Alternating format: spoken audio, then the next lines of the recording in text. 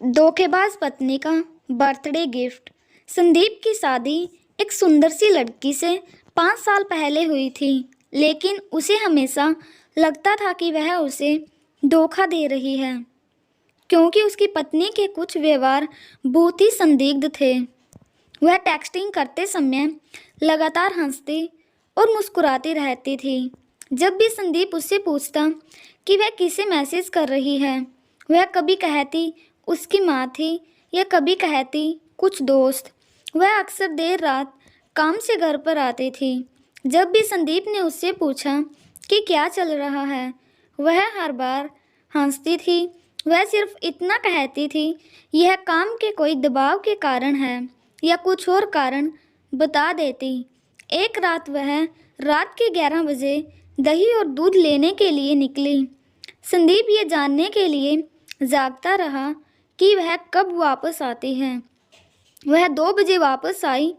अब बस इससे ज़्यादा संदीप नहीं बर्दाश्त कर सकता था। उसने कुछ सबूत हासिल करने के लिए एक निजी डिटेक्टिव को काम पर रखा है। संदीप अच्छी तरह से जानता था कि बिना किसी सबूत के तलाक के लिए फाइल आगे बढ़ना मूर्खतापूर्ण होगा। जासूस ने अपना काम बखूबी से किया और कुछ ही दिनों में उसने संदीप को सबूत दिए कि उसकी पत्नी अपने एक दोस्त के साथ मिलकर उसे धोखा दे रही है। संदीप उसे तलाक देने के लिए तैयार था, लेकिन उसने सही समय आने का और उस पर हुए अन्याय का बदला लेने का इंतज़ार किया। उसकी पत्नी का जन्मदिन कुछ ही हफ्तों में था। संदीप ने उससे पूछा कि वह अपने जन्मदिन पर क्या चाहती है। उसने संदीप से कहा कि वह अपने जन्मदिन पर काम करने में व्यस्त होगी।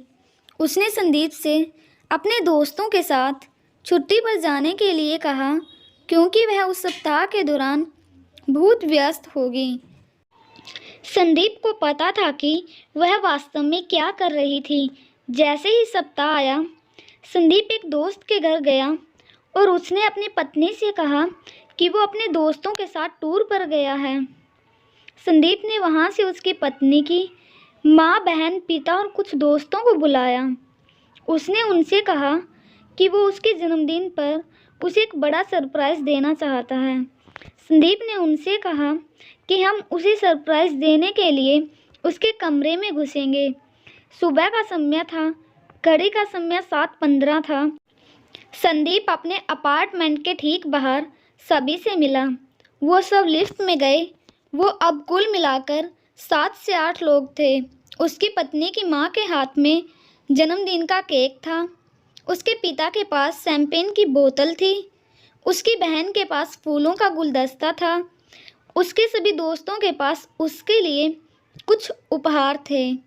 किसी को अंदाज़ा नहीं था कि क्या होने वाला है। संदीप ने सभी को जितना हो सके शांत रहने के लिए कहा। संदीप ने दूसरी चाबी से अपार्टमेंट का दरवाज़ा खोला जो उसके पास थी।